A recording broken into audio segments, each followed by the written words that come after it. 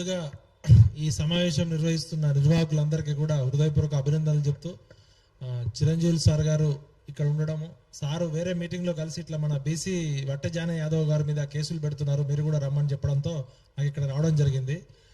కులం మాట్లాడుకుందాం, రియాలిటీలోనే రాయల్టీ ఉంటుంది.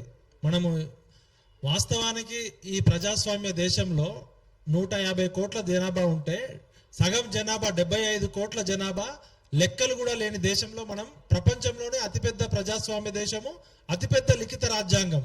అంటే 75 కోట్ల జనాభా బీసీలు ఉంటే వాళ్ళ లెక్కలు ప్రభుత్వం దగ్గర ఉండదు.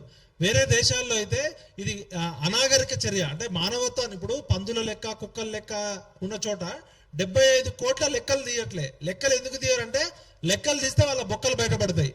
కమింగ్ టు సబ్జెక్ట్కి వస్తే, ఇప్పుడే నేను చిరంజీవి సార్ గారు రాసిన బుక్లో, నేను నా సొంత కవిత్వం కాదు, ఈ రైస్ మిల్లులు ఎవరి చేతిలో ఉన్నాయని సార్ ఒక ఆర్టికల్ రాసిర్రు. మీడియా వాళ్ళు కూడా ఈ స్టాటిస్టిక్స్ తీసుకోండి. తర్వాత ఇప్పుడు మొత్తం ఇవాళ ఉన్న పంటలన్నింటిలో కూడా మనకి రైస్ అనేది, వ్యవసాయం అనేది చాలా కీలకంగా 60% వరి మీదనే ఆధారపడుతుంది. దాదాపు 2023-24 లెక్కల ప్రకారం రాష్ట్రంలో దాదాపు 2,80,00,000 టన్నుల వరి ఉత్పత్తి అయితే 1,80,00,000 బియ్యం ఉత్పత్తి అవుతుంది.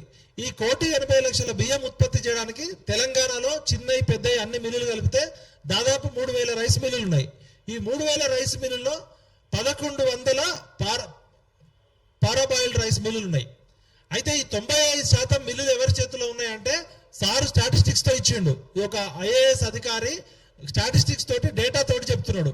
ఉదాహరణకి నేను 10 టాప్ మిల్లర్స్ పేర్లు చెప్తే, వజ్రా తేజ రైస్ మిల్ హాలియా నల్లగొండ వైశ్యులు, Lakshmi Srinivasa rice mill Miryalaguda Ramachandra Reddy garu Reddy, Mahateja rice mill Miryalaguda Reddy, Gayatri rice mill Devender Reddy Reddy, Suryateja rice mill Murali Mohan Jaini Jaini వైశ్యులు, Mahavira rice mill Marwari Rakesh Kumar Garg, KCP rice industries Nizamabad Shravan Kumar వైశ్యులు, Aishwarya rice mill Hayat Nagar Marwari Manish Goyal, Maharshi rice mill Miryalaguda వైశ్యులు శ్రీనివాస్ గడిపాటి, సౌభాగ్య రైస్ మిల్ కోదాడ కమ్మ వడ్లమూడి గోపాల్ నాయుడు.